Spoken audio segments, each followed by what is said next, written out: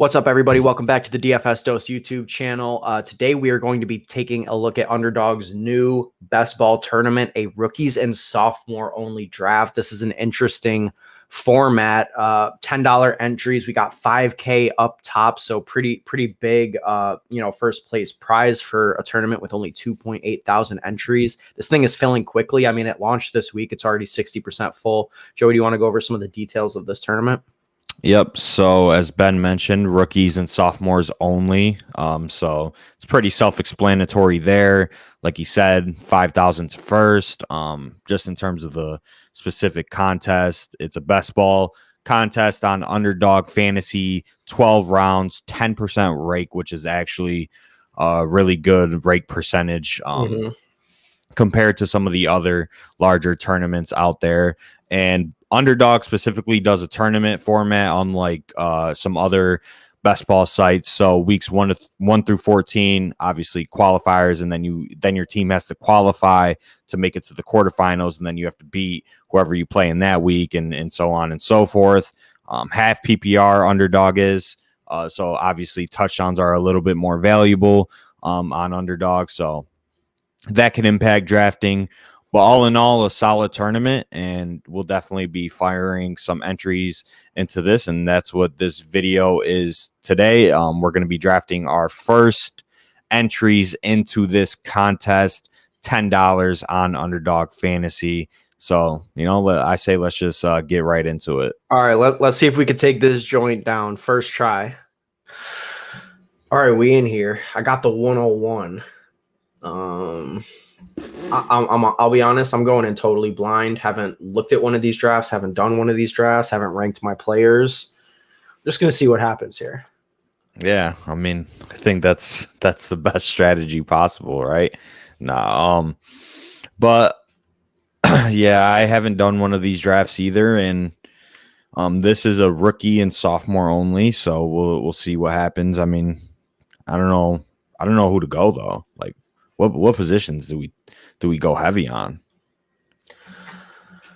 I'm going to go ahead and take JT 101. I don't know. Okay. I don't know. I have no idea.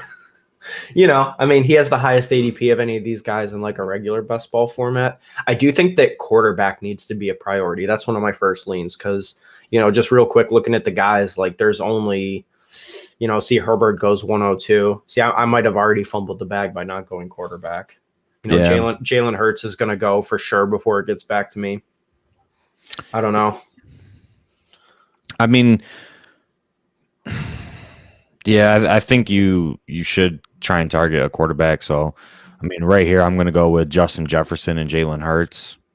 I'm going to get an elite wide receiver and a high upside quarterback in this format because if you don't get one of these sophomore quarterbacks, you're obviously going to have to target a rookie. And some of these rookies might not be 17 game starters, but who knows? Jalen Hurts might not be either, according to the Eagles. So we'll have to see with that. But I like this start for me.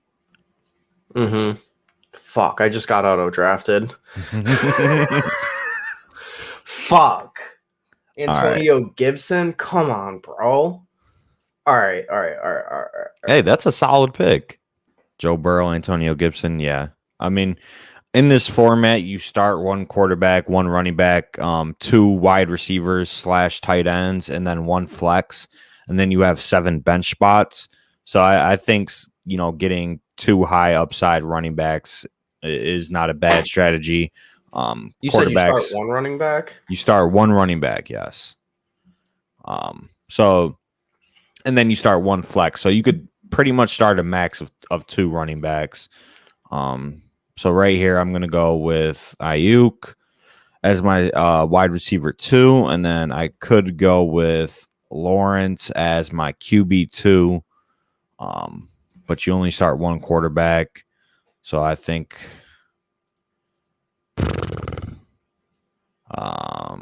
don't forget there's playoffs in this, so you do need those big weeks 14 through 17 or 15 through 17. That is true. I'm going to just get my 2 quarterbacks right now.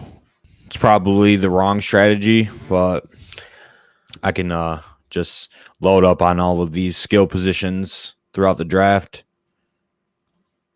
Kind of going with like a 0 RB build, if that's even a thing in this type of format. Mm-hmm.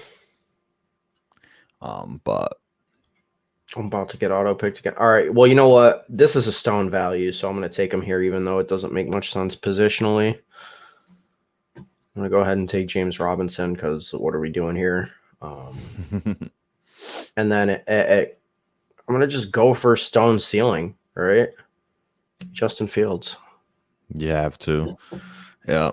I have no wide receivers or tight ends yet, so I'm probably just going to hammer that for the rest of the draft. Yeah, I definitely agree with that. I mean, I'm liking my team so far. 2 quarterbacks, 2 wide receivers. Probably get a running back here. I mean, there's still good running backs on the board. DeAndre Swift, J.K. Dobbins. These are guys who are going with 3rd-round picks in regular best ball. So Swift goes, but I have to take Dobbins here to get an RB1, and then I will draft. I can go with LaVisca Chenault for the stack. Yep, I like that. And stacking, I think, is important in this because, like we referenced, you got to get those big weeks during the playoffs. So correlated outcomes. Unfortunately, I missed on T. Higgins for Joe Burrow. Justin Fields. Trying to think if there's anybody I could stack him with. I mean, hard to do without knowing where he's going to go. Yeah. I mean, Ayuk is gone. That would have been a good guess. I mean, maybe I could try and take a shot here with Jerry Jeudy and hope that he goes to Denver, but I don't know. I don't know. All right. Well, I need a wide receiver 1 right now. I'm going to go ahead and take Pittman, half PPR. I think he has a lot of touchdown upside, and then I will go back with a big play threat in Devontae Smith. Okay, I like that. I'm probably going to target a couple running backs with these next 2 picks that I have. Probably going to be some of these rookies. Just need to secure some depth. Kyle Pitts, I like that pick. I'm going to go with Javonte Williams. And, I mean, I could go with Dylan. In this format, he's probably a little more valuable than some of these other guys, especially if Aaron Jones goes down. So this will be the first time that I'm going to take A.J. Dillon in any draft. Solid pick. But, I mean, a reach according to his ADP. But there's like a steep drop off in the running backs after him. So Waddle, I like that pick.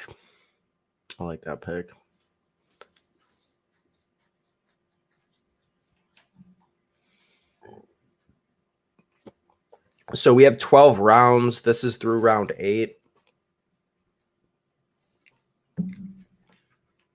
Yeah, I don't know. I think I botched the roster construction on this, to be honest with you. But, I mean, no surprise here. Give me Gabriel Davis.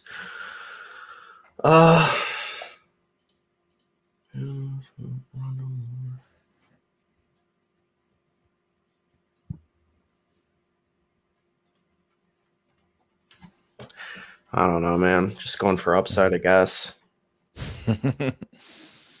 Yeah, I mean, your receivers are pretty ugly. I mean, the receivers in general, like the options are not that good. You're gonna have to hit on one of these rookies to have like a truly elite group. Outside of Justin Jefferson, CeeDee Lamb. I don't know. Yeah. What else do we have? Yeah, there's not much. Higgins, but for sure. Right here, I mean, easy pick. Rager, he fell.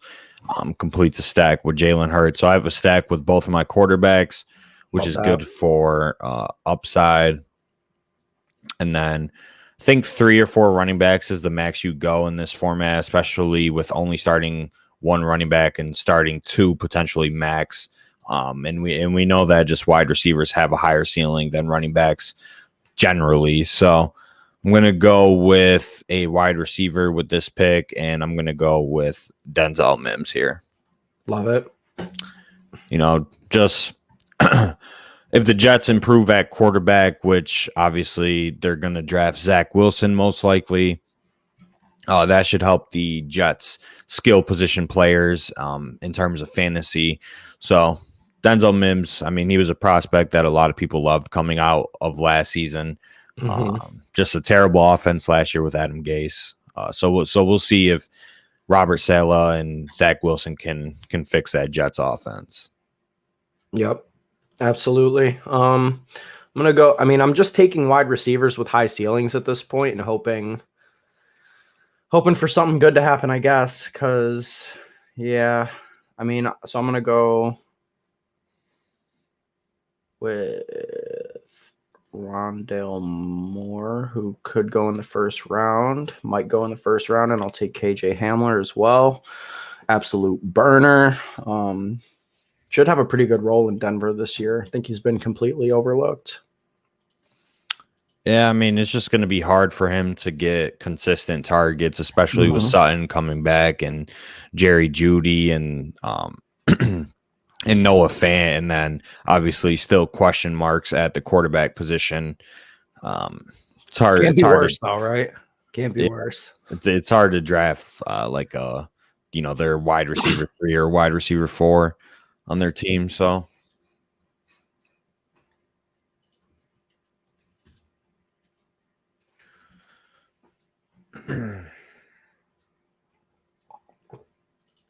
All right, it's my pick. I think this is an easy pick here. Got to go with Trey Sermon. Love that. And I think I'm going to stay away from running backs for the rest of the draft. There's just not much here. I mean, Kenny Gainwell is probably a solid pick at this point, but I mean, there's not much here. Jeez.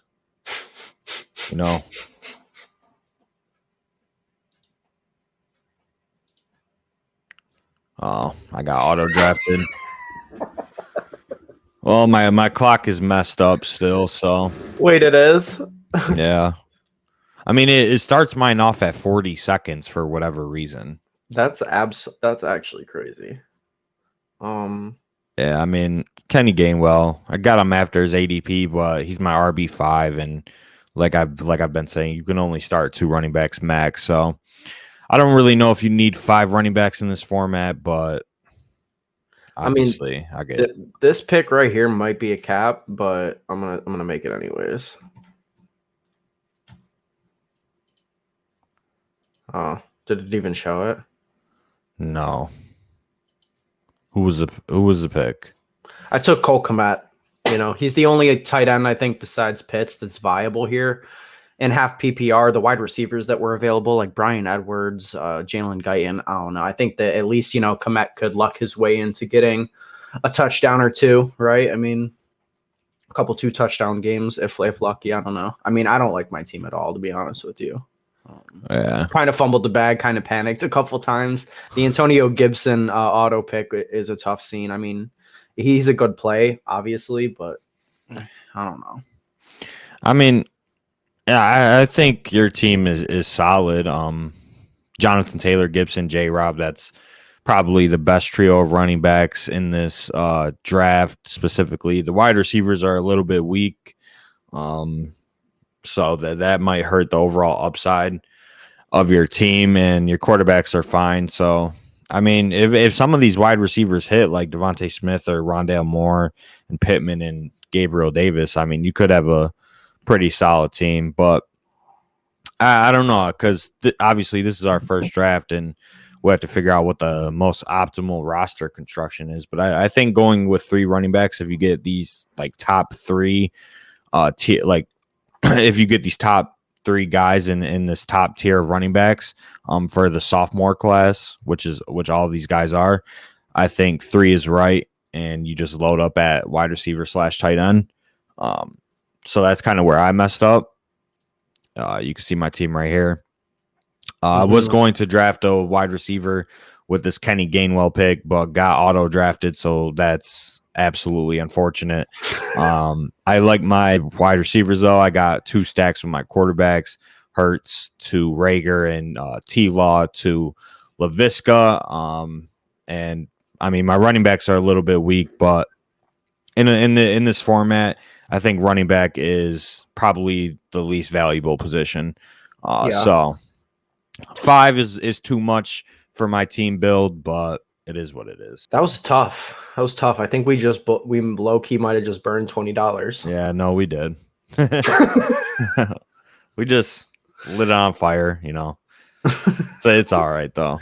We'll get we'll give it to whoever wins, and that'll be that. Y'all are welcome.